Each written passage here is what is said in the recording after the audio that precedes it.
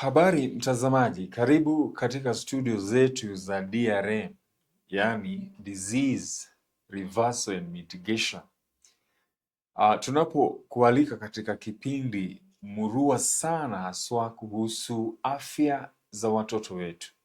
Mahali popote ulipo, tunakuomba ili uweze kupokea vipindi hivi jinsi vinavyoletwa kwenu, basi hakikisha umekipenda wewe mwenyewe, yani like, umekipendekeza, yani share, na umejisajili kwa matumizi ya bidhaa zetu, yani subscribe, ili tuhakikisha ya kwamba vipindi vyetu vinapopeperushwa katika mtandao vinawakujia katika wakati unaostahili. Siku ya leo tutakuwa tunaangalia somo ambalo ni muhimu sana kwa vijana na wale ambao ni wachumba na wale ambao wanatarajia kupata watoto baadaye. Na kichwa cha somo letu ni je, ni wakati gani mwafaka wa kuwaachisha watoto wetu maziwa? Ni wakati gani mwafaka wa kuwaachisha watoto wetu maziwa? Tutakuwa tunajadili swala hili kwa sababu tunajua ya kwamba hili ndilo msingi wa afya za watoto wetu. Unapoangalia haswa kazi ambayo tumepatiwa na Mungu katika malezi, na ambayo pia inaiga Mungu mwenyewe, kwa sababu yeye ndiye mzazi mkuu. Mungu wetu ndiye mzazi mkuu, na kwa hivyo hawezi akatupa watoto na akose kutupa mwelekeo haswa kuhusu malezi yao. Ndiposa nataka tusome katika kitabu cha Isaya 9 aya ya 6 tuweze kusikia haswa Mungu anasema nini kuhusu yeye mwenyewe kama mzazi na sisi kama watoto wake, na Yesu pia kama Mwokozi ambaye ametupa mwana wake wa pekee. Nitakuwa ninasomewa Biblia na mwelekezi wangu ambaye ni mtoto wangu, jina lake Manuel Mureithi. Na kwa hivyo kama umefika hapo, utusomee katika kitabu cha Isaya 9 aya ya 6. Kama umefika hapo, tusomee katika kitabu cha Isaya 9 aya ya 6. Maana kwa ajili yetu mtoto amezaliwa, tumepewa mtoto mwanaume, na uweza wa kifalme utakuwa begani mwake, naye ataitwa jina lake Mshauri wa Ajabu, Mungu Mwenye Nguvu, Baba wa Milele, Mfalme wa Amani. Asante. Katika fungu hilo la Isaya 9 aya ya 6 tunaambiwa kwamba mtoto atazaliwa. Yaani hili ama huu ni unabii wakati Yesu atakapozaliwa na Mariamu. Lakini pia fungu linaendelea kusema ya kwamba tumepewa mwana. Kwa hivyo tuliyepewa ni mwana. Yesu Kristo alikuwa mwana hata kabla ya azaliwe na Mariamu. Na kwa hivyo Mungu kama mzazi mkuu na mwanzilishi wa uzazi, yeye pia ako na mwana. Na kwa hivyo kuna mafundisho ambayo yanayokinzana eti ya kwamba Mungu hana mwana. Na kwa hivyo utakuwa na wakati mgumu sana kuelezea maana ya mwana ni nini, kwa sababu Mungu hutupa vigezo kulingana na yale ambayo tunaweza tukaelewa. Kwa hivyo sisi tuko na wana na Mungu pia ako na mwana.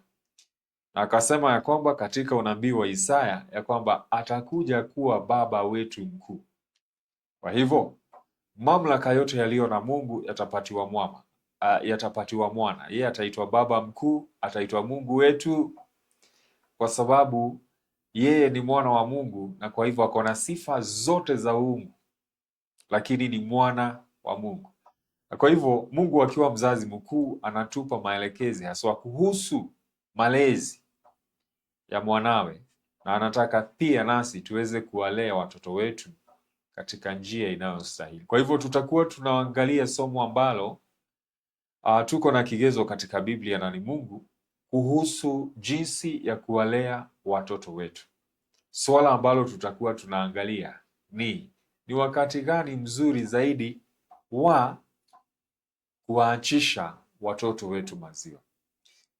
Katika sayansi kuna maana ya kuachisha maziwa inayotolewa na wataalamu, na wao wanasema ya kwamba kuachisha maziwa ni kuleta vyakula vingine katika meza ya mtoto, lakini wanasema ya kwamba anapofikia miezi 6 unavileta vyakula vingine vigumu kama vile vinavyotumiwa na familia kwa mtoto ambaye anaendelea kunyonya akiwa na miezi 6.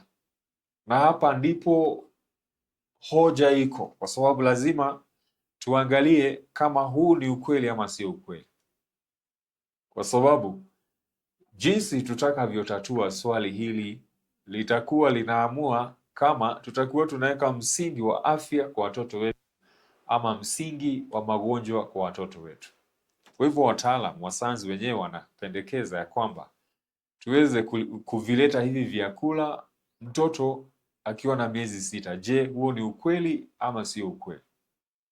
Na jambo hili ni muhimu zaidi kwa sababu tunapoingia katika afya mtoto, jua kiini cha magonjwa ama afya ya mtoto kimejengwa katika ile njia ya kusaga chakula ama digestive system. Mtoto alipokuwa katika tumbo la mama yake alikuwa anapokea chemichemi ya uzima kupitia kwa ile placenta. Alafu placenta, kutoka kwa placenta ni mishipa ya damu ambayo inaelekea moja kwa moja ikipitia katika tumbo la mama, tumbo la mtoto, mahali ambako kwa sasa panaitwa kitovu. Kwa hivyo kwenye kitovu hapo ndipo chemichemi ya uzima ilikuwa inapitia, na inaenda moja kwa moja katika mwili wa ule mtoto. Na mtoto anapozaliwa kunakuwa na mabadiliko, kwa sababu sasa hivi chemichemi ya uzima ni katika maziwa ya yule mama. Alafu kupitia kwa tumbo la mtoto, hapo ndipo afya yake inajengwa ili kukuza ubongo wake, kukuza moyo wake, kukuza ngozi yake, kukuza mifupa yake. Chakula chote cha mtoto lazima kipitie katika matumbo ili kiweze kuingia katika sehemu nyinginezo katika mwili kupitia kwa damu.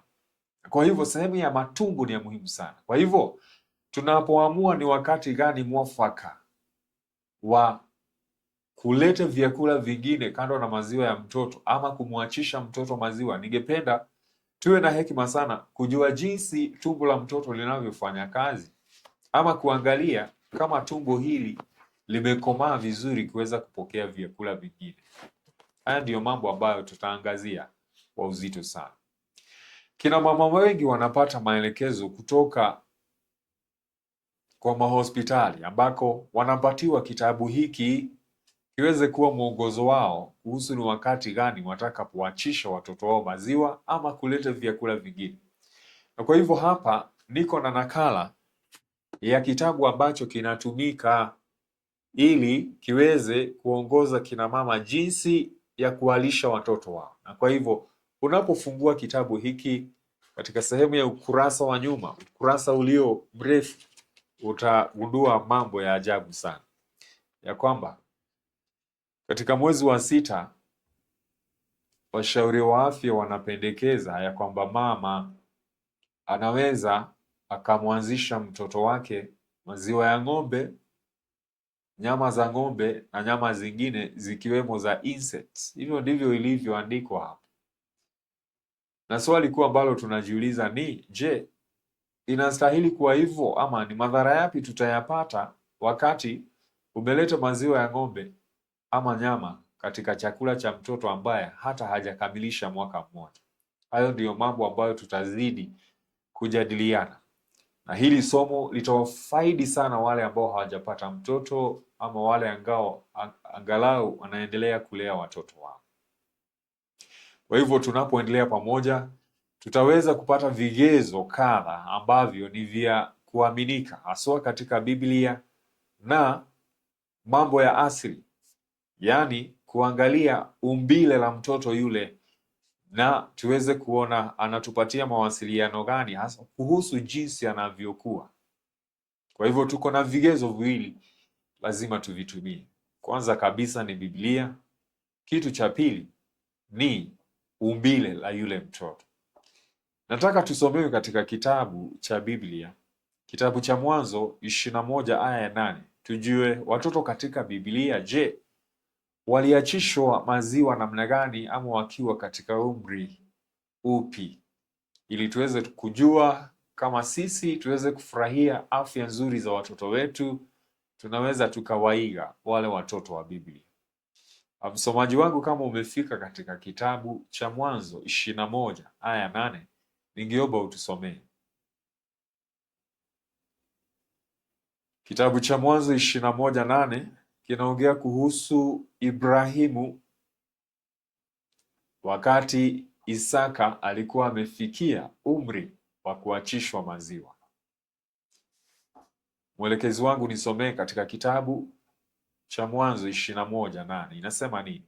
Mtoto akakua, akaachishwa kunyonya. Asanti. Ibrahimu akafanya karamu kuu siku ile Isaka alipoachishwa kunyonya. Amina. Tunaambiwa kwamba Isaka alikuwa katika umri wa kufahamu ya kwamba babake anamfanyizia karamu kubwa wakati aliachishwa kunyonya.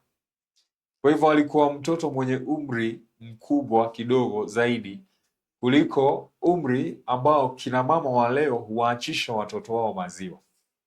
Kwa hivyo kigezo kimoja cha Biblia ni mtoto Isaka ambaye aliendelea kunyonyeshwa, na tunaona takriban mwaka wa 5 hivi, hapo ndipo kaachishwa maziwa.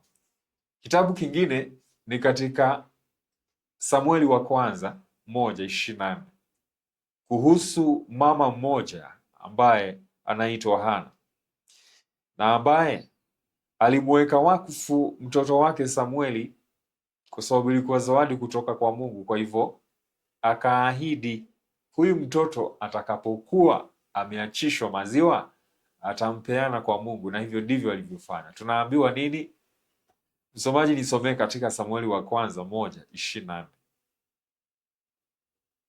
Inasema nini Biblia? Inasema, soma.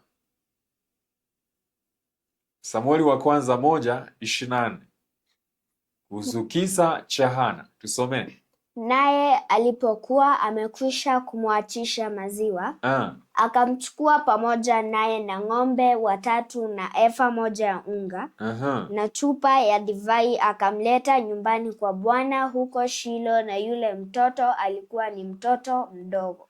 Asante. Tunaambiwa hivi ya kwamba ilipofikia umri wa Samueli kuachishwa maziwa, mamake kamchukua pamoja na bidhaa zingine alizozibeba mizigo, wakiwemo ndume 3, akaelekea mahali palipoinuka, mahali alipokuwa Eli mtumishi wa Mungu, nabii na kuhani. Na kwa hivyo inakubalika kuwaza ya kwamba mamake hangeweza kuvibeba vyombo alivyokuwa navyo na ambebe Samueli. Kwa hivyo huyu mtoto alikuwa mkubwa kiasi cha kujitembeza na kufuata mamake hadi ile sehemu ya madhabahu. Na hivyo ndivyo ilivyokuwa. Baadaye mamake kamwacha huko, akarudi nyumbani peke yake. Na kwa hivyo mtoto alioachiwa Eli alikuwa mkubwa wa kuweza kujisimamia, haswa katika masuala ya usafi, kwa sababu tunaamini ya kwamba mamake Samueli hakumwacha mtumishi wa Mungu akibadilisha diapers kule Shilo. Kwa hivyo huyu mtoto alikuwa mkubwa wa kutunza usafi na pia kupokea maelekezi kutoka kwa kuhani wa Mungu. Tunapoendelea katika kitabu cha Hosea 1:8 tunakumbushwa mambo yafuatayo pia. Wakati nabii wa Mungu Hosea alipofikia wakati wa kutaka kuwa na mimba yani kumtunga mimba mke wake, je, mtoto ambaye alikuwa ametangulia alikuwa katika hali gani? Tusomee katika Hosea 1 aya yake ni ya 8. Biblia inasema, soma. Basi akisha kumwachisha Lo-ruhama, akachukua mimba akazaa mtoto mwanaume. Asante sana. Kwa hivyo nabii wa Mungu kwa heshima zote na yeye kuwa kielelezo kizuri haswa katika upangaji uzazi. Alimpatia mimba yule mke wake wakati huyu mtoto aliachishwa maziwa, na kwa hivyo huyu mtoto aliyetangulia alikuwa katika umri ambao angejisimamia ili nabii wa Mungu aweze kuendelea na mke wake na mimba iliyofuata. Kwa hivyo watoto katika Biblia wameachishwa maziwa wakiwa wazima, na tunakadiria kuwa wameachishwa maziwa wakiwa katika umri wa miaka tuseme 4 ama 5, tofauti na watoto wa kisasa ambao huachishwa maziwa wakiwa wachanga, hawajifahamu, hawajijui, hawajakomaa, hawana uwezo hata wa kutembea, na kina mama wengi wamewaachisha maziwa. Kwa hivyo hiyo inajenga msingi wa magonjwa ambayo watoto watayapata katika uchanga na katika uzee wao. Nataka tuangalie mojawapo ya maagizo ambayo tumepatiwa kupitia kwa Roho wa Mungu katika kitabu ambacho kinaitwa Ministry of Healing, page 383, na tutasoma aya ya kwanza na aya ya pili. Katika kitabu cha Ministry of Healing, andika MH 383.1 and 2.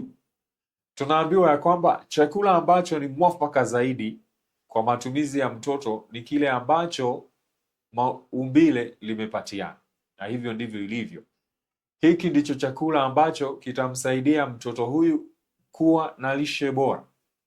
Tunaambiwa ya kwamba ni makosa sana na ni kutokuwa na moyo wa huruma kumwachisha mtoto maziwa ili ujaribu kutafuta uhuru wako ama kutafuta furaha yako.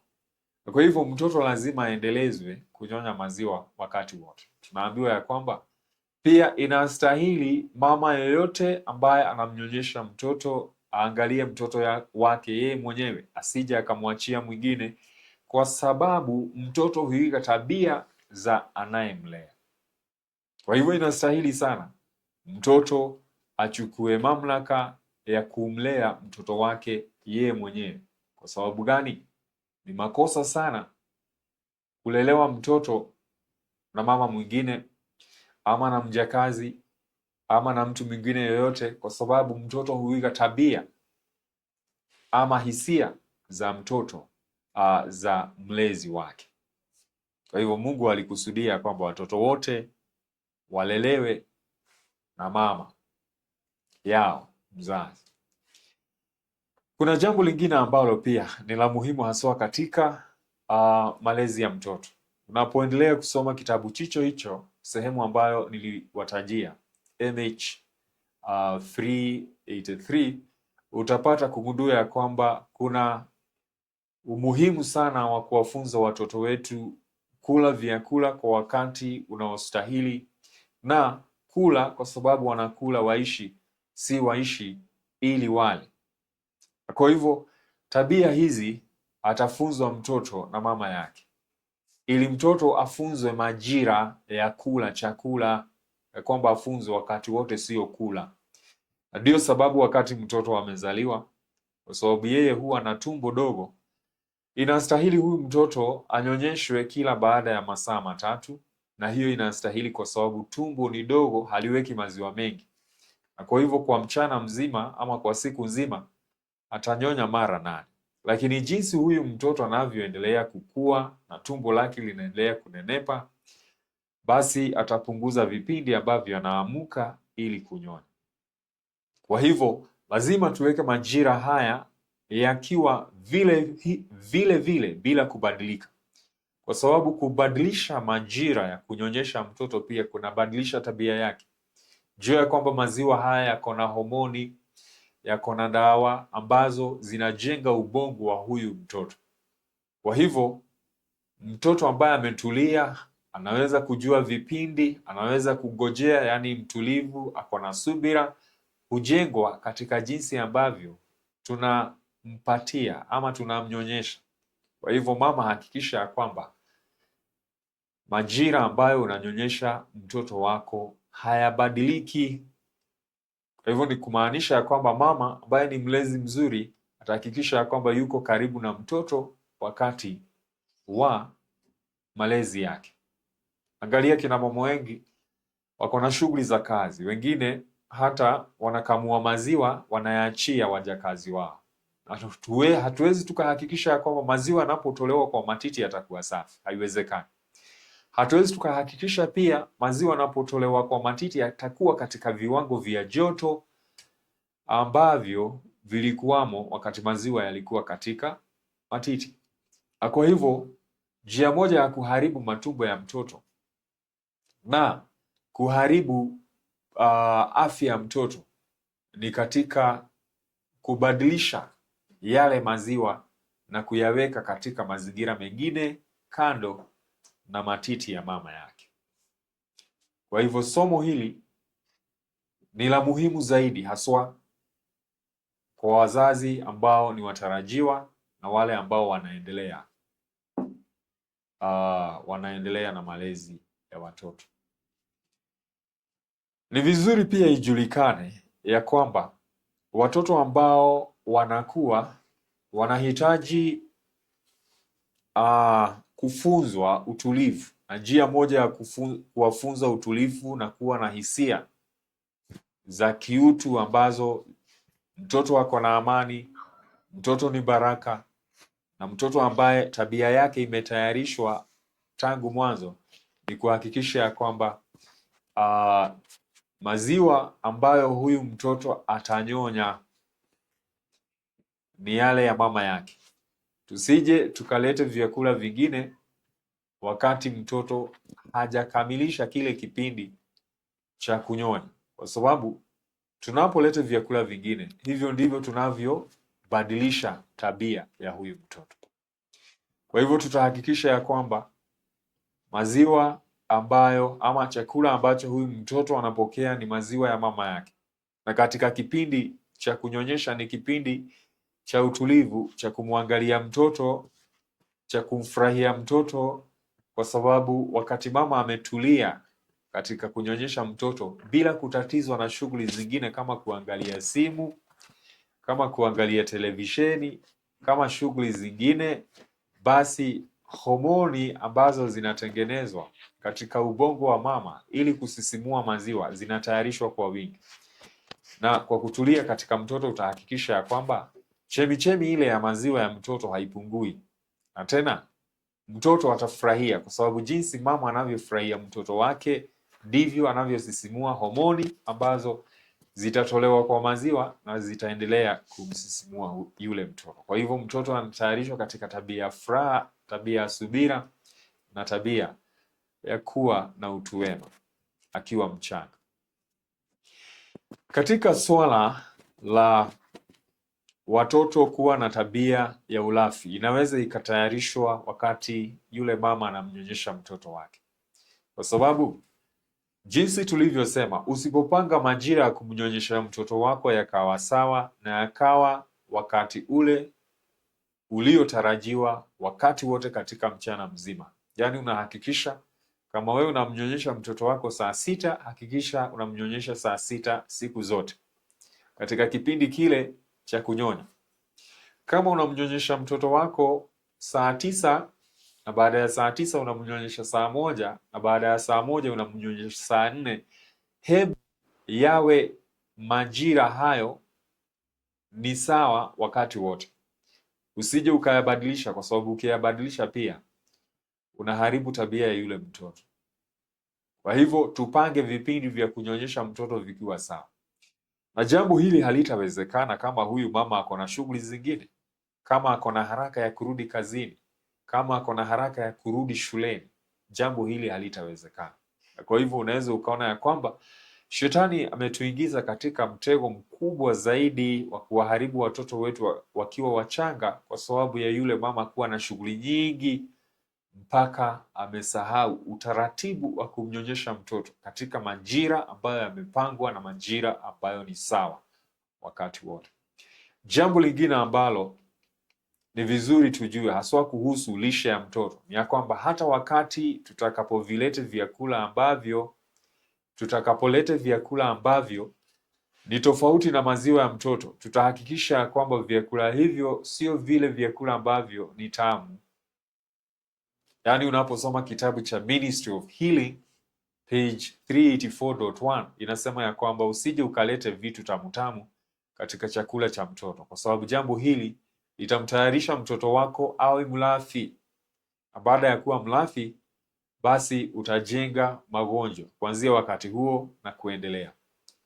Na baada ya kujenga hayo magonjwa, basi utaongeza wakati wako wa kuwa hospitalini ukimpeleka mtoto wako kupokea matibabu kwa sababu ya kuharibu afya yake kupitia kwa chakula. Na anapopokea dawa ambazo ni za kutatua shida za mambo yaliyoletwa na chakula kibovu, basi jua hizo dawa hazimsaidii, zitakuwa sumu kwake. Kwa hivyo mama asipomlea mtoto wake, asipomwachisha mtoto maziwa wakati unastahili, na asipojua ni vyakula gani anapaswa kumpatia mtoto wake, basi huu mtoto atapata magonjwa, na akipata magonjwa utaenda upokee dawa ambazo zitakuwa sumu kwa mtoto, kwa sababu hazilengi mahali shida ilitoka. Kwa hivyo dawa zenyewe ni sumu, lishe ya yule mtoto ni sumu, na jinsi anavyolelewa pia haistahili. Kwa hivyo jambo hili ni msingi mzuri wa magonjwa hatari, yakiwemo allergies nyingi, shida za kuwasha katika mwili ambazo zinawakumba watoto wengi, ikiwemo asma, ikiwemo ugonjwa wa kisukari, ikiwemo ugonjwa wa ngozi na magonjwa mengine mengi, shida za kupumua ambazo zinawapata watoto wetu kwa sababu ya wazazi ambao hawajafahamu. Kwa hivyo lengo kuu katika somo la leo ni kuhakikisha ya kwamba wewe umetambua ni wakati mgani mzuri wa kumwanzisha mtoto wako na chakula kingine ama kuongeza chakula kingine kando na maziwa ya mtoto. Swali lingine ambalo tutakuwa tunajibu na ni la muhimu ni hili, ya kwamba kati ya yule mama na mtoto, nani anapaswa kuamua ni wakati upi mtoto anapaswa kuongezewa chakula kingine kando na yale maziwa ya mama? Swali ni, nani kati ya mtoto na mama anapaswa kuamua wakati wa mtoto kuachishwa maziwa ama kuongeza vyakula vingine kando na maziwa ya mama? Na pia nitoe tahadhari, kwa sababu pia shirika la afya ulimwenguni, yani World Health Organization, na shirika ambalo linahusika na afya ya watoto kule Marekani linaitwa American Academy of Pediatrics, wametoa maelekezo wakisema ya kwamba mtoto anapaswa kupatiwa vyakula vingine akiwa na miezi 6. Na tunajiuliza, huo ni ukweli ama ni upotovu? Tunapoendelea kufikiria hayo, nataka tujiulize maswali ama tuangazie hoja ambazo zinatolewa na kina mama wengi ikiwa sababu ya kuachisha watoto wao maziwa. Hoja mojawapo ambayo inatolewa na kina mama wengine ni ya kwamba wanataka kurejea kazini ama kurejea shuleni, na hii inakuwa hatari sana kwa sababu huyu mama anadai asiporejea kazini basi huyu mtoto hatapata lishe. Na kwa hivyo tatizo lilitokea wapi? Ya kwamba katika mambo ya kupanga mimba ya huyu mtoto na baadaye kuzaliwa, huyu mama hakujua ya kwamba mtoto anahitaji lishe ya maziwa ya mama kwa ukamilifu. Na kwa hivyo shetani amewaingiza kina mama katika mtego wa kupata mimba ambayo baadaye hawataweza kushughulikia yule mtoto, kwa sababu jua ya kwamba afya ya mtoto wako ndio msingi katika maisha yake yote. Kwa hivyo kina mama wengi wako na tetesi kuwa wanahitaji kurejea shuleni, wengine kazini.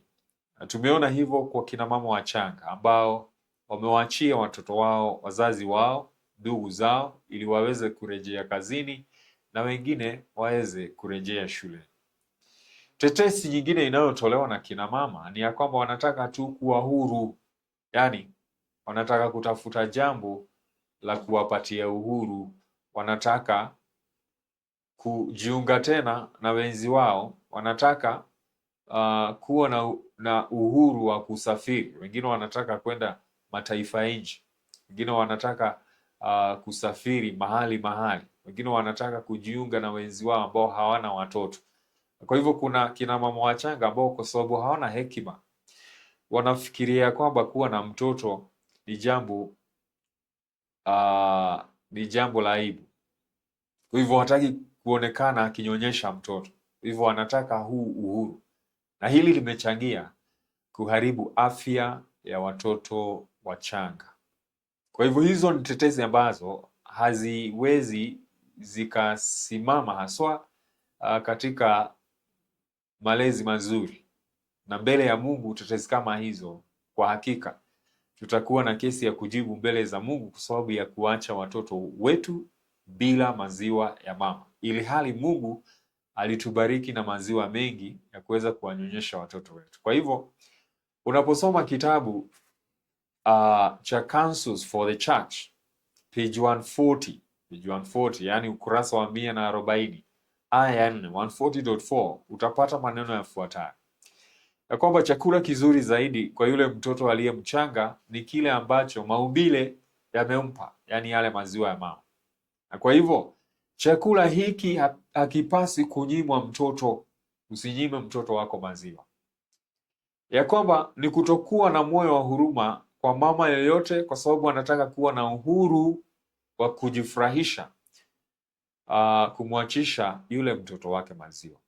Kwa hivyo hiyo ni hatari kubwa zaidi, kumwachisha mtoto kwa sababu unataka uhuru, kwa sababu tunapo waachisha hawa watoto maziwa tunaharibu afya zao, tunaharibu tabia zao, na mwishowe tunajinyima nafasi bora ya kusimama mbele ya Mungu tukiwa watu ambao hawawezi wakashukiwa kwa kuwaacha watoto wetu.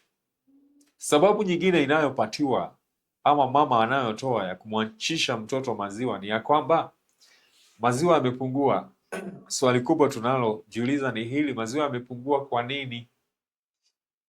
Kuna hoja ambayo inaweza ikakubalika kama yule mama amepunguza maziwa kwa sababu ya ugonjwa ama kwa sababu ya kifo cha yule mama mzazi. Lakini kuna sababu ambazo tunaweza tukarekebisha ili kuweza kuongeza viwango vya maziwa katika matiti. Jambo la kwanza ni ya kwamba mama asipokula vizuri vyakula ambavyo viko na virutubisho, basi hataweza kuongeza ile chemichemi ya maziwa. Na jambo hili halianzi tu wakati mama amezaa, linaanza akiwa katika ujauzito. Hakikisha kwamba vyakula vyake ni vizuri, vyakula vyake viko na viinilishe, anakula vyakula vya kila aina. Kila aina namaanisha ya kwamba jinsi unavyotumia vyakula kutoka kwa mimea tofauti tofauti ndivyo unavyopata viinilishe vingi. Kwa hivyo huyu mama lazima awe ameshauriwa kuhusu njia bora ya kutunza afya yake, ili siku atakayozaa na kupata mtoto atakuwa na maziwa ya kutosha. Kwa hivyo lazima ahakikisha ya kwamba anakunywa maji ya kutosha, anakula vyakula ambavyo viko na virutubisho, anapata wakati mzuri wa kupumzika ili aweze kuhakikisha ya kwamba maziwa hayapungui. Kuna kina mama pia maziwa yanapungua kwa sababu ya kutoshikamana na yule mtoto anapomnyonyesha.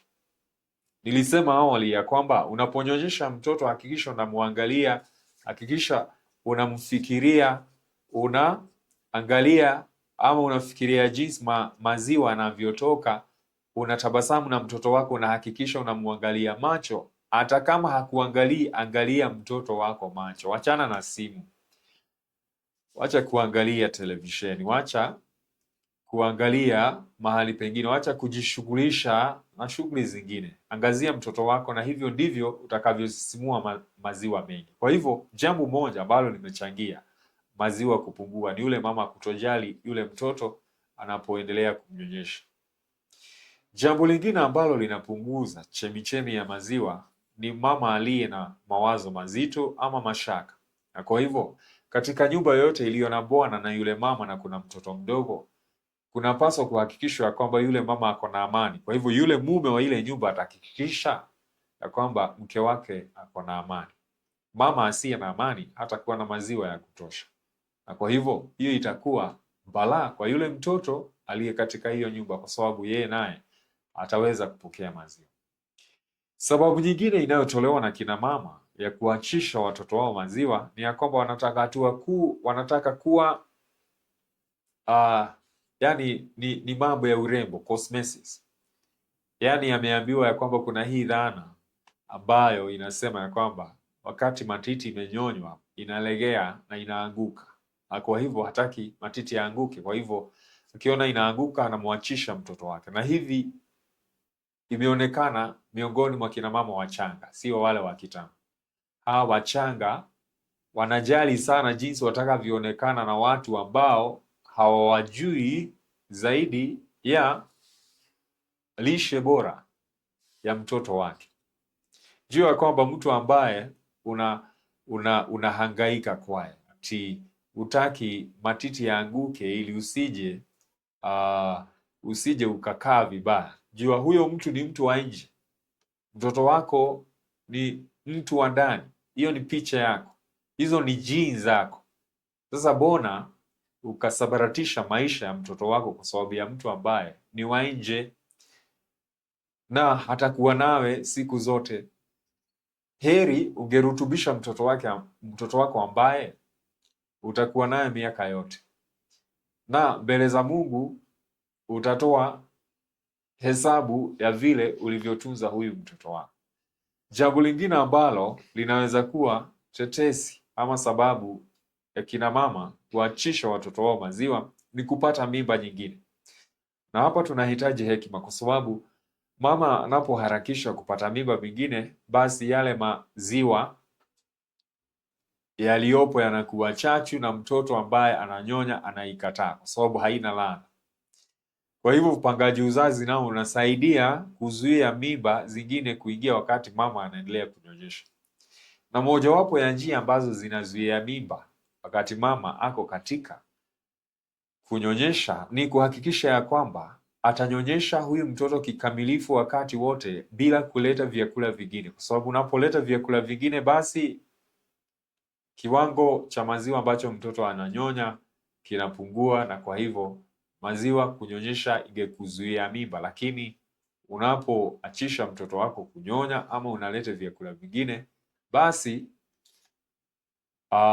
mimba inaingia, kwa sababu kunyonyesha mtoto huwa kunachangia ama kunasaidia kuzuia mimba. Kwa hivyo hizo ni hoja ambazo zinatolewa na kina mama kama sababu za kuachisha mtoto wake maziwa. Lakini pia kuna hoja za mtoto, na hizi hoja ni za maumbile, hoja za asili. Hizi ndizo tunapaswa kufuata. Ngojea mtoto wako akupatie dalili za kutaka kupewa vyakula vingine. Usiharakishe mtoto wako kupata vyakula vingine kama hajakupatia hizo ishara ambazo ukizifuata mtoto atakuhekimisha. Ningependa kukwambia wewe mama, wewe huna hekima kuliko mtoto wako. Mtoto wako na hekima. Mungu amejaza hekima katika maumbile ya mtoto. Ngojea akupatie dalili yake ya kuachishwa maziwa ama kupatiwa vyakula vingine. Mojawapo ya hoja za watoto za kutaka kupewa vyakula vingine ni kitu ambacho tunaita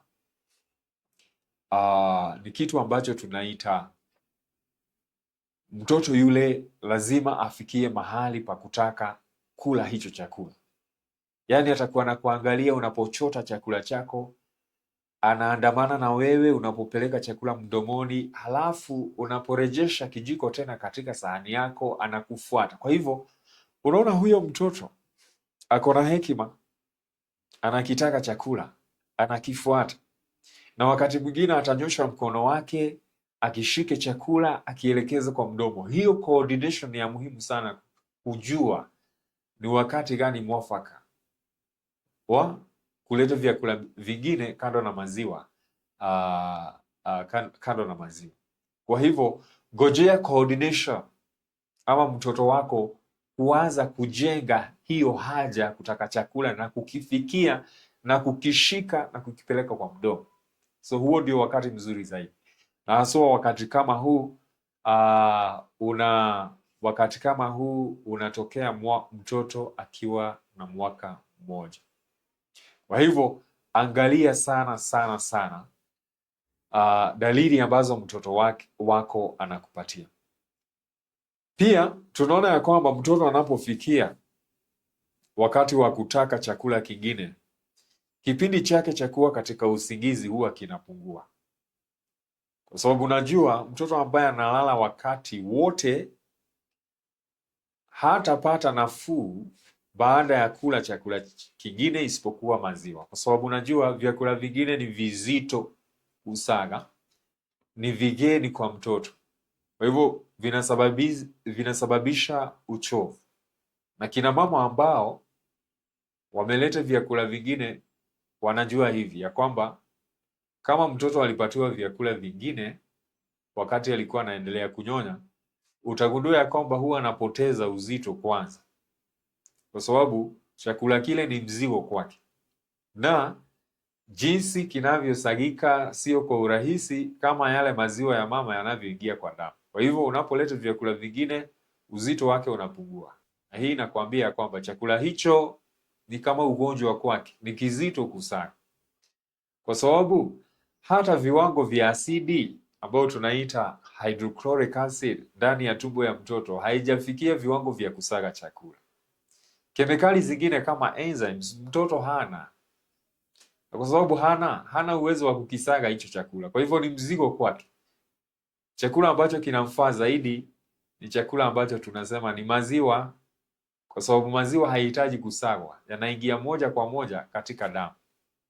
Na mahali popote ambako maziwa ya mama yatagusa mtoto, iwe ni katika mdomo, iwe ni kwa koo, iwe ni kwa tumbo, iwe ni kwa matumbo madogo, matumbo makubwa, sehemu ya choo, maziwa hayo huwa yanaingia kwa damu popote pale, kwa sababu haihitaji kusagwa, inaingia moja kwa moja kuanzia kwa mdomo. Kwa hivyo lazima tuangalie mambo ambayo yako ndani ya mtoto katika umbile lake, ambayo yanatupatia onyo ama ishara ya huyu mtoto anastahili kuanzishwa vyakula vingine. Kitu kingine ambacho lazima mama aangalie, mama ambaye anamlea mtoto, ni mwaka wa kwanza ambako meno mawili makubwa yanachipuka, upande wa juu, upande huu na upande huu. Meno mawili yanaitwa molars, ni yale meno ya kusaga. Hayo meno yanapochipuka huwa yanafungulia tezi ambayo huwa inaachilia mate kwa mdomo. Mahali jino linachipuka kuna mshipa ambao hubeba mate, na mate hayo hutoka katika tezi iliyo chini ya sikio pande zote mbili. Kwa hivyo jino hili linapochipuka na hili lingine linaachilia huo mshipa wa kulete mate kwa mdomo, na kwa hivyo mtoto anakuwa na mate mengi zaidi kwa mdomo, na hayo mate yako na kemikali ambazo zinasaidia kusaga stachi katika mdomo wa mtoto. Jino hilo pia ni nzuri kwa sababu ya kusaga chakula. Kwa hivyo kama mtoto hajachipuka hilo jino mwaka wa kwanza, na tunaweza ngojea hilo jino hadi akiwa na mwaka mmoja na miezi 6, kama hajachipuka hilo jino, basi huyo mtoto hajafikia kiwango cha kupatiwa chakula kingine.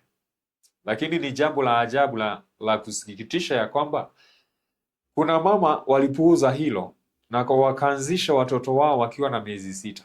Mtoto anapatiwa uji imewekwa mafuta, uji imewekwa sukari akiwa na miezi 6, wakati hana mate ya kutosha ya kusaga vyakula. Juu ya kwamba stachi lazima ichanganywe na mate kwa mdomo, isagike kwanza kwa mdomo kabla iendelee. Na kwa hivyo kama umempatia mtoto wako akiwa na miezi 6, je, unafuata ishara za uumbaji? Unafuata zile dalili za asili za mtoto? Na hapo ndipo shetani ametupotosha, kwa sababu akiharibu msingi wa afya mtu akiwa katika uchanga, ama wakati yule mtoto angali katika umri ambao hajakuwa vizuri, basi hii itakuwa msururu wa magonjwa ambayo yatafuata katika siku za baadaye. Kwa hivyo lazima tuangalie kuchipuka kwa hilo jino ili tuweze kujua huu ni wakati wa kuleta vyakula vingine kando na maziwa ya mtoto. Jambo lingine ambalo lazima tuangalie ni hili ya kwamba angalia mtoto wako kama ameanza matembezi, kwa sababu matembezi pia huwezesha chakula kusagika vizuri. Mtoto asiyejua mwendo umempatia kwa nini vyakula? Hata mtu mzima huambiwa unapokula tembea ili chakula kisagike. Na kwa hivyo katoto tu ambako kameshikwa hakatembei, umekapatia uji, unataka kasage namna gani? Chakula husagika katika mwendo. Kwa hivyo lazima tuangalie mtoto wako akiongeza mwendo, ameanza kutambaa, basi tunajua ya kwamba hata akila chakula kitasagika, kwa sababu kawaida ya mtoto ambaye ameanza kutambaa anapenda kutambaa. Ukimpatia chakula anaanza kutambaa. Lakini watoto wachanga ambao wanalishwa wanaenda kulala, unawaharibu kwa chakula, kwa sababu mojawapo ya shida ambazo zimechangia katika magonjwa ya kisukari ni watu wanaokula na wasifanye kazi. Mtoto ambaye anapatiwa chakula anaenda kulala, na kwa hivyo mtoto wa kulala sana ambaye hajafikia wakati wa kuamka, hajafikia wakati wa kutumia vipindi virefu akiwa macho, mtoto kama huyo wa kitanda sana sana anastahili tu maziwa ya mama, kwa sababu maziwa ya mama haihitaji kusagwa, inaingia moja kwa moja katika damu. Kwa hivyo elewa haya. Mtoto kama hajaanza mwendo, usimpatie vyakula vizito kama uji, kama vyakula vingine kama maharagwe na sijui mafuta ya margarine, kwa sababu utakuwa na haribu afya yako. Jambo lingine ambalo lazima tuweze kuhakikisha ni ya kwamba mtoto lazima awe na uwezo wa kumeza chakula ili ujue ya kwamba amefikia umri ambao unastahili kupatiwa vyakula. Huwa ninaona kina mama wengine haswa sehemu zile za magharibi mwa Kenya na sehemu zingine ambako kina mama wanawashurutisha watoto kumeza. Na imekuwa hivi, wakati watoto walishurutishwa kumeza na hawana uwezo wa kumeza, imechangia chakula hicho badala ya kuingia kwa tumbo kikaingia katika sehemu za hewa na watoto wakawa na shida ya kupumua. Na kwa sababu mimi ni mhudumu pia wa afya katika hospitali, nimekutana na hawa mama wakiwaleta watoto wao ambao wamepoteza fahamu, na baadaye watoto kuletwa tukahakikisha ya kwamba walikuwa wamekufa. Nimeona visa viwili, nimehakikisha kwa macho yangu. Baada ya upasuaji ambao unaitwa postmortem kufanyiwa, tukakuta ya kwamba chakula kile sana sana kilikuwa chakula cha maziwa, yani ugali ilikuwa imechanganywa na maziwa, ilikuwa kimeenda kwa mapafu. Tukatoa maziwa mengi katika mapafu ya mtoto, na wakati huyo mama akona kilio na huzunika, amepoteza mtoto. Na ikabidi nimwambie yule mama, unajua mama, we mwenyewe ulisababisha kifo cha mtoto wako, kwa sababu ulimlazimisha kula wakati hana uwezo wa kumeza. Jambo hili limechangia vifo vya watoto wengi, wengine ambao hatutawahi jua kile ambacho kiliwafanya wafe. Wengine walikufa usiku wa manane. Mama alimlisha mtoto alafu akampeleka kulala. Tunajua kwamba tumbo la mtoto halijakomaa, kwa hivyo hana uwezo wa kuzuia vyakula vinavyotoka kwa tumbo.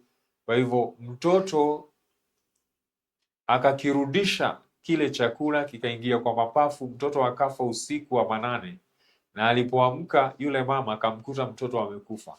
Hivi vifo ni vingi, vingine haviripotiwi, lakini ni vingi tu, kwa sababu ya watoto ambao wameanzishwa vyakula wakati haustahili. Kwa hivyo katika afya ya mtoto tunaangalia matumbo yake hajakomaa, na mojawapo ya vitu ambavyo havijakomaa ni kitu ambacho tunaita sphincters. Yaani kuna gates ama vizuizi katika sehemu ya matumbo ya yule mtoto. Kwa mfano, mtoto anapomeza chakula, kabla kifike kwa tumbo, kuna kizuizi ambacho kinazuia chakula ambacho kimeingia kwa tumbo kirudi nyuma kwa koo. Kizuizi hicho kinaitwa cardiac sphincter.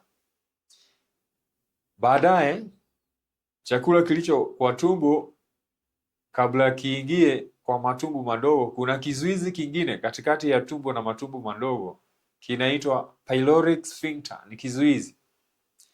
Na pia kuna kizuizi kingine katika njia ya choo kinachozuia mtu kwenda haja wakati hataki. Kizuizi hicho kinaitwa anal sphincter. Ningependa niwaambie vizuizi hivi katika mtoto mchanga havifungiki. Kwa sababu havifungiki, kawaida ya mama anapomlisha mtoto, hakikisha amemsimamisha mtoto wake kwa mabega yake, alafu amempapasa kwa mgongo ili chakula kilicho kwa tumbo kiweze kupita. Asipompapasa, mtoto hukirejesha hicho chakula kikatokea kwa mdomo. Na kama atakuwa amelala, kinaweza ingia kwa mapafu kikasababisha upungufu wa kupumua. Kwa hivyo chakula kinarejea nyuma kwa sababu vizuizi hivyo havijakomaa. Pia kile kizuizi ambacho kiko katikati ya tumbo na matumbo madogo hakijakomaa pia. Kwa hivyo maziwa yakiingia kwa tumbo yatapita, na kupita huko kuna sukuma chochote ambacho mtoto alikuwa amekunywa kabla, na kinasukuma chochote kilicho ndani ya matumbo yake, ili ya kwamba mtoto anapomaliza kunyonya anaenda haja. Na ataenda haja kwa sababu vizuizi ambavyo vimebaki kama kile kinachozuia choo hakijakomaa. Kwa hivyo choo kinatoka tu, na ndio sababu mtoto anakuwa kwa diapers, kwa sababu hana uwezo wa kuzuia choo, kwa sababu vizuizi hivi havijakomaa. Kwa hivyo kama utalete vyakula vingine kando na maziwa ya mtoto, kwa sababu maziwa ya mtoto ama maziwa ya mama haihitaji kusagwa, inaweza ikaingia kwa damu popote katika sehemu yote ya digestive system. Inaweza ikaingia kwa damu, ikiwa kwa mdomo, ikiwa kwa tumbo, ikiwa kwa matumbo madogo, matumbo makubwa. Lakini vyakula vingine vinahitaji kuzuiwa. Kwa mfano, chakula kwa kawaida kwa mtu mzima kikiingia kwa tumbo kinapaswa kukaa masaa 4 ili kiweze kusagwa ndani ya tumbo kwa masaa 4. Na pia kikiwa kwa mdomo kinahitaji kutafunwa vizuri ili kiweze kusagika. Sasa jambo ajabu ni ya kwamba mtoto hana uwezo wa kusaga chakula kwa meno. Tumbo lake haliwezi likaweka chakula kwa masaa 4 kwa sababu hakuna vizuizi. Chakula hicho kinapita tu kama hakijasagwa. Kikipita kama hakijasagwa, kitaharibu matumbo yake. Na kwa hivyo mtoto anakuwa na kitu tunaita leaky gut. Leaky gut inaruhusu vyakula ambavyo havijasagwa viingie kwa damu na vinalete allergies za mapema, asthma, ugonjwa wa kisukari, arthritis ambayo inaitwa rheumatoid arthritis, na magonjwa mengine ambayo msingi wake ni matumbo yaliyoharibiwa na vyakula ambavyo viliwekwa kwa mtoto wakati matumbo hayajakomaa. Kwa hivyo elewa hivi ya kwamba lazima tuhakikishe ya kwamba matumbo ya mtoto yamekuwa, na ili kujua yamekuwa lazima tugojee mwaka mmoja angalau. Huu ndio wakati ambao matumbo ya mtoto itakuwa imekuwa. Kwa hivyo ningependa kuhamasisha jinsi mnavyoona katika screen zenu ya kwamba matumbo ya mtoto wako hayajakuwa kwa sababu ya mambo yafuatayo. Jambo la kwanza, angalia meno yake ambayo inaitwa meno ya maziwa, angali na meno ya maziwa. Meno ya maziwa ili yaanze kutingika na kuondoka ni wakati mtoto ako na miaka 5, miaka 6, miaka 7. Na huo ndio wakati ambao tuliona watoto wa Biblia wanaachishwa maziwa. Wakati hayo maziwa, meno ya maziwa yameanza kutingika na kuondoka. ukiwa na miaka 5. Kwa hivyo pindi uonapo mtoto wako angali na meno ya maziwa, jua ya kwamba hajakomaa. Kitu kingine ni ya kwamba matumbo yake hayajakomaa. Kwa sababu hayajakomaa, ukileta vyakula vingine unaharibu zaidi, kwa sababu vyakula ambavyo havijasagika vitaingia kwa damu na vitalete allergies ama mwasho, shida za ngozi, asma, shida nyingi ikiwemo kisukari mapema ama baadaye katika maisha ya huyu mtoto. Kitu kingine ambacho kinatuonyesha ya kwamba matumbo ya mtoto hayajakomaa ni kwa sababu hajakuwa na kile kitengo cha viini ambavyo vinaitwa microbiome ambavyo hulishwa na maziwa ya mama, na kwa sababu havijakuwa, pia immunity ya mtoto iko chini sana. Na kwa sababu microbiome, yani vile viini ambavyo vinakaa katika tumbo la mtoto vinachangia 80% ya immunity, yani ile kinga ya mtoto. Kama hivyo viini havipo, basi kumaanisha immunity ya mtoto iko chini sana. Na kwa hivyo umelete vyakula vingine ambavyo huwezi ukatunza usafi wake. Hata vyombo ambavyo unatumia kulisha mtoto wako huwezi ukatunza usafi kikamilifu. Kwa hivyo vitaingiza maambukizi, na kwa sababu mtoto hana kinga ya kutosha, utasisimua magonjwa ya mapema. Na hiyo ndio imefanya safari za kina mama kuelekea hospitali ziwe nyingi. Kwa hivyo chakula ambacho ni kizuri, ambacho ni safi kabisa, ambacho hakihitaji kusafishwa na ambacho hakina viini vya magonjwa ni maziwa ya mama, ambayo ndani yake ni kusafi kabisa. Jambo lingine ambalo linatuonyesha ya kwamba matumbo ya mtoto hayajakomaa ni kwa sababu viungo vya kutoa uchafu ndani ya mtoto kama maini na kama figo havijakomaa pia. Kwa hivyo ukileta vyakula vingine ambavyo huwezi ukahakikisha usafi wake, na tena vyakula hivyo vinachangia kuongeza sumu katika mwili. Kwa mfano, unapolisha mtoto maziwa ya ng'ombe, nyama, unatengeneza uchafu mwingi sana na hizo protini. Na huo uchafu kama amonia na urea lazima utolewe na maini na figo. Na kama figo za mtoto na maini yake hayajakuwa, basi huo uchafu unabaki ndani ya damu, unachangia kuleta magonjwa na kuwekeza magonjwa mengine ambayo yatachipuka baadaye. Jambo lingine ni ya kwamba tumbo la mtoto halina uwezo wa kutembea kwa haraka. Kwa hivyo linahitaji maziwa ya mama tu. Kwa hivyo tunasema ya kwamba liko na kitu tunaita slow peristalsis, kwa sababu misuli ya matumbo hayo ni hafifu. Kwa hivyo usilete vyakula vizito. Wengine hata wanaleta vyakula kama ngano na mahindi na nyama ambavyo ni vizito, vingine havina ile fiber, yani havina ile roughage ambayo husaidia chakula kitembee kwa tumbo. Na kwa hivyo kama tumbo la mtoto halina nguvu hata ya kutembea na umeleta hivi vyakula, jua unawekeza shida za tumbo ikiwemo kuhara.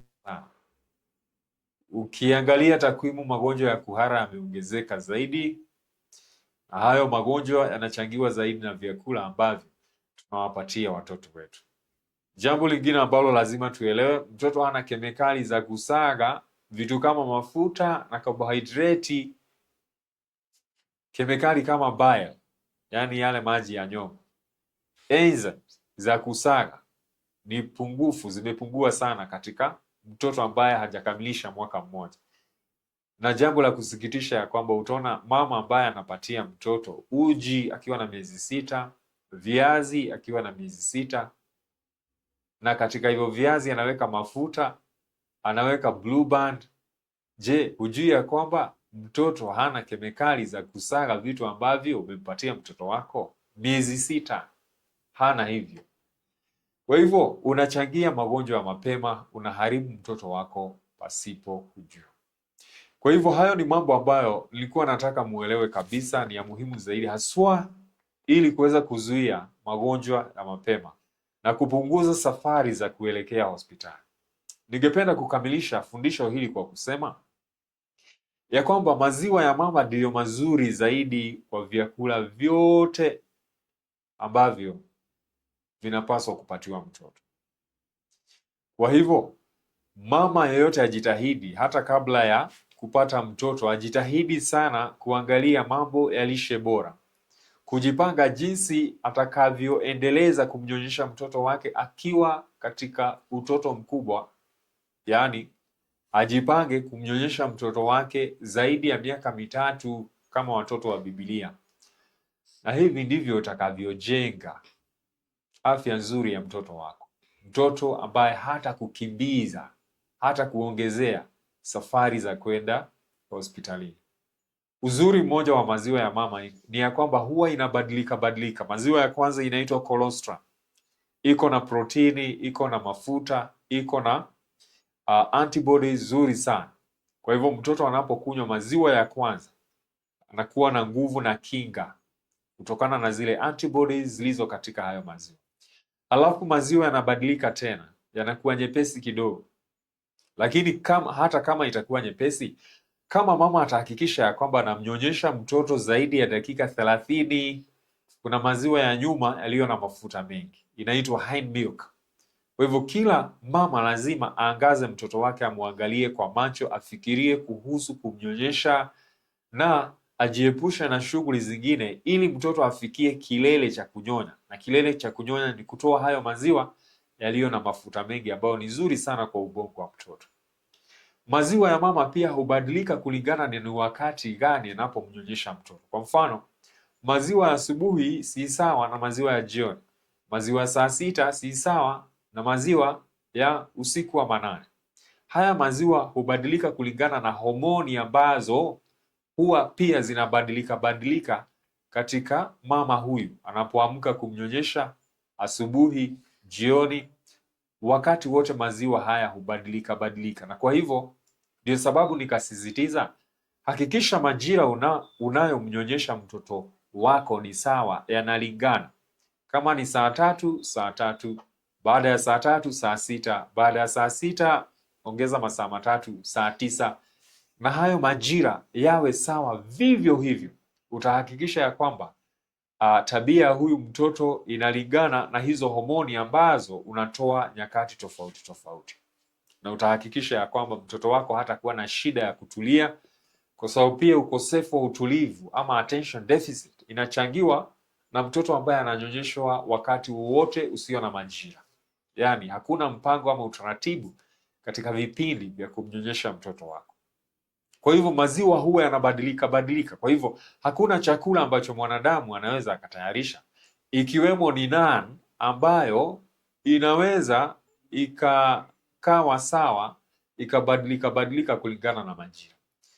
Jambo lingine ambalo tunajua maziwa ya mama haiwezi ikalinganishwa na kitu kingine chochote ni ya kwamba maziwa yale yako na virutubisho vya kila aina na vimepangwa na muumbaji jinsi ambavyo vinatakikana iwe.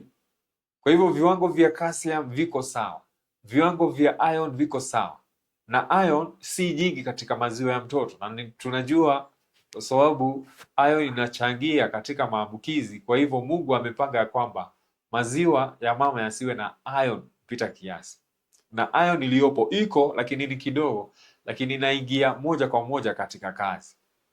Lakini mwanadamu anapotayarisha chakula chake, iron itakuwa kiasi kikubwa, kwa sababu hivyo ndivyo ameshauriwa. Utaona mtoto anatengenezwa greens na huenda kiwango cha iron kitakuwa kikubwa. Kwa hivyo kikiwa kikubwa, maambukizi nayo yanaongezeka, mtoto anakuwa na shida ya kuenda haja kwa sababu choo kimekwama, kwa sababu iron ikizidi pia inasababisha choo kukwama. Kwa hivyo maziwa ya mtoto yako katika viwango vya virutubisho ni sawa katika kila hali. Hakuna chakula kimepangwa hivyo kati ya vile vyote vimetengenezwa na wanadamu. Pia maziwa ya mama utaona ya kwamba iko na viwango vizuri vya joto, na viwango hivi vizuri vinasaidia huyu mama wakati wowote, kama ameamka usiku, kama yuko safarini, akimnyonyesha mtoto, anamnyonyesha mtoto katika maziwa yanayolingana na maumbile ya yule mtoto, ikiwemo viwango vya joto ambavyo viko sawa. Kwa hivyo si kama vyakula ambavyo mama anatayarisha kule jikoni, anajaribu kupima na ngozi yake kuona ya kwamba chakula kimezidi joto ama hakijazidi. Yale ya maziwa viwango vya joto vya maziwa viko sawa. Jambo lingine ya kwamba maziwa ya mama huwa yametayarishwa kuingia kwa damu moja kwa moja. Kwa hivyo tunasema ni pre-digested. Sio kama vyakula vingine ambavyo vinahitaji kusagwa kwa meno, vinahitaji asidi, vinahitaji enzymes ili ziweze kusagika. Kwa maziwa ya mama inaingia popote pale, iwe kwa mdomo, iwe kwa koo, iwe kwa matumbo moja kwa moja. Maziwa ya mama pia iko na homoni ambazo humfanya mtoto atake kwenda usingizi anaponyonya. Hiyo sio sawa na vyakula vingine. Kwa hivyo homoni hizi humwezesha mtoto huyu kupata usingizi pia. Kwa hivyo ajabu ya maziwa ya mama. Kwa hivyo hatuwezi tukalinganisha vyakula kama formula. Yaani kuna ile inaitwa nan, kuna prenan. Prenan ni ile ya watoto ambao hawajakomaa ama walizaliwa kabla hawajafikisha wakati wao, na kuna ile nan ambayo pia inapatiwa watoto ambao walifikisha wakati wao. Hiyo hata kama hata ingawa imetengenezwa na mwanadamu haiwezi ikafikia viwango vya maziwa ya mama katika kulinganisha usawa wa virutubisho, katika usafi na katika kukinga yule mtoto. Nan haina antibodies, nan viwango vya joto si sawa, nan utagundua ya kwamba haina enzymes, lakini maziwa ya mama yako na hivyo vyote. Na pia nan haijasawazishwa vizuri jinsi ambavyo Mungu amesawazisha maziwa ya mama. Kwa hivyo haya ni mambo yanayotufunza ya kwamba Mungu ni mkuu na kile ambacho amepanga kama lishe ya mtoto haikiwezi kikafananishwa na chakula kingine chochote ambacho mama atampatia mtoto wake. Utaona kina mama wengi wanajivunia kuachisha mtoto maziwa, yaani wako na hamu ya kuachisha watoto wao maziwa. Basi wanawapatia maziwa ya ng'ombe, wao itawafanya wawe na uzito, lakini yanachangia allergies, yanachangia asthma, changia magonjwa ya kisukari mapema. Tena ukiangalia kama vile unavyoangalia katika screen, wanawapatia haya maziwa na vyombo ambavyo pia ni hatari kwa huyu mtoto, kwa sababu plastic bottles kama ndizo kina mama wengi wanatumia kuwanyonyesha ama kuwapatia watoto wao vyakula vingine. Jua viko na kemikali ambazo zina disrupt hormones za mtoto, yaani zinayumbisha hormones za mtoto na ukuaji wake. Kuna kemikali inaitwa BPA, yaani bisphenol A, na BPS iko kwa plastic bottles ambao huharibu tumbo la mtoto na baadaye huharibu hormones zake na baadaye huharibu ubongo wake na baadaye zinakwaza jinsi anavyokuwa na zinachangia katika magonjwa. Kwa hivyo usiharakishe kuondoa mtoto wako katika matiti ili utumie vyakula vingine ambavyo vitaharibu mtoto wako, na unatumia vyombo ambavyo pia vinaendelea kuharibu mtoto wako.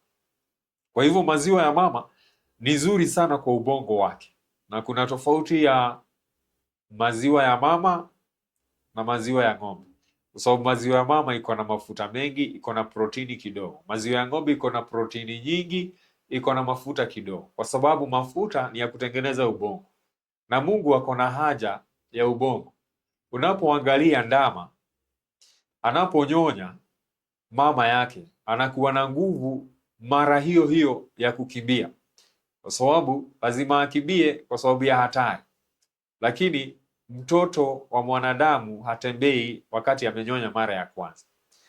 Atakuwa katika mikono ya mama yake kwa muda mrefu, atatembea baada ya mwaka mmoja, na hiyo inamaanisha hivi, Mungu ako na haja na ukuzi ama kukua kwa ubongo kuliko kukua kwa nini? Kukua kwa kiwiliwili. Kwa hivyo maziwa ya mama ni nzuri sana kwa ubongo. Kitu kingine ni ya kwamba mama anaponyonyesha vizuri pia yeye mwenyewe atasaidika, kwa sababu kunyonyesha kunazuia apate mimba. Na tuliona kisa cha mke wa Hosea kwamba aliendelea kunyonyesha, na wakati alimwachisha mtoto wake kunyonya, huo ndio wakati alipata mimba. Kwa hivyo mama atahakikishiwa kwamba angalau ama wakati wote anaendelea kunyonyesha kikamilifu, yaani kunyonyesha bila kupatia huyu mtoto vyakula vingine, na anahakikisha anamnyonyesha mara nyingi jinsi inavyowezekana. Njia hiyo itamwezesha kuzuia kupata mimba, na hiyo ni kweli. Pia mama pia atajizuia na magonjwa kama saratani ya matiti, ugonjwa wa kisukari na magonjwa mengine ambayo kunyonyesha kunasaidia mwili wa mama, kwa sababu mama anaponyonyesha hatapata na shida za matiti, hatapata na shida zingine za mwili kama ugonjwa wa presha, kwa sababu kunyonyesha pia kunasaidia kupunguza haya magonjwa. Na tunasema hii kama mama huyu hakuwa na ugonjwa wowote kabla ya kupata mimba. Kama hakuwa na ugonjwa wowote kabla ya kupata mimba, ataweza kujizuia na haya magonjwa kuchipuka mapema. Na kuna mama wanapoacha kuzaa, magonjwa yanaanza. Hizo ni baraka ambazo mama anapatiwa akiwa na mtoto anaponyonyesha, ya kwamba Mungu anamtenga na magonjwa, lakini wakati kipindi chake cha kuacha kuzaa ama kunyonyesha kinaisha, hapo ndipo magonjwa yanapoanza kumwandama yule mama. Jambo lingine ambalo maziwa ama kunyonyesha kunasaidia ni kwamba mama anapojifungua, ili tumbo lake la uzazi liweze kupungua kwa ukubwa, lazima anyonyeshe. Unapoendelea kunyonyesha, tumbo yako ya uzazi pia inapungua. Jambo lingine ya kwamba maziwa ya mama yako na virutubisho ambavyo vinaitwa oligosaccharides ama human milk oligosaccharides, na hizi ni chakula za bakteria. Kwa hivyo oligosaccharides hizi zilizo katika maziwa ya mama ni virutubisho vya bakteria, na bakteria ambazo nilimwambia ziko katika tumbo la mtoto kusaidia immunity ya yule mtoto. Jambo lingine ambalo ni zuri kabisa ni ya kwamba maziwa ya mama yako tayari wakati wote, yanaweza fikika wakati wote. Unapokuwa katika safarini, unapokuwa mahali pengine popote, kama ni usiku, maziwa yako tayari. Na jambo la mwisho ni ya kwamba maziwa ya mama ni safi, si kama vyakula vingine ambavyo unapotayarisha, vyombo unavyotumia, chakula chenyewe kinaweza kikaleta maambukizi ndani ya mtoto, kikaharibu matumbo yake wakati immunity yake haijajengeka. Kwa hivyo ukitaka kutojali kuhusu usafi, nyonyesha, kwa sababu maziwa yako na usafi wa hali ya juu. Hakuna vile utatunza usafi kama ni vyakula vingine. Hata vyombo ambavyo unatumia kumpatia huyu mtoto huwezi ukahakikisha usafi, kwa sababu kuna vitone vya maji pia vimebaki na viko na vini ambavyo vinaweza vikasababisha magonjwa. Kwa hivyo swali ambalo tumejibu ama tutaendelea ama tumeweza kulijibu siku ya leo ni wakati gani mwafaka wa kumwachisha mtoto wako maziwa? Je, ni miezi 6? Hapana. Wakati mwafaka wa kumwachisha mtoto wako maziwa kwa siku hizi angalau ni mwaka mmoja angalau, lakini ikiwezekana miaka 5. Na niruhusu tu niweke tofauti hapa. Kuna kumwachisha mtoto wako maziwa na kuna kulete vyakula vingine anapoendelea kunyonya. Wakati ambao unapaswa kuleta vyakula vingine mtoto anapoendelea kunyonya angalau ni mwaka mmoja, lakini kama unaweza ngojea hata miaka 2 ni sawa. Uvilete vyakula vingine ukiendelea na kumnyonyesha. Lakini kumwachisha maziwa, wacha mtoto aendelee mpaka miaka 5 ikiwezekana, kama mama ako na afya.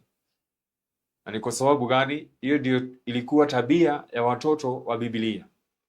Hata zamani zile watoto walikuwa wanaenda kucheza, wanasimamisha mama yao, wananyonya, ama wanakuja wanaongea na mama yao, wanaambia mama yao nataka kunyonya.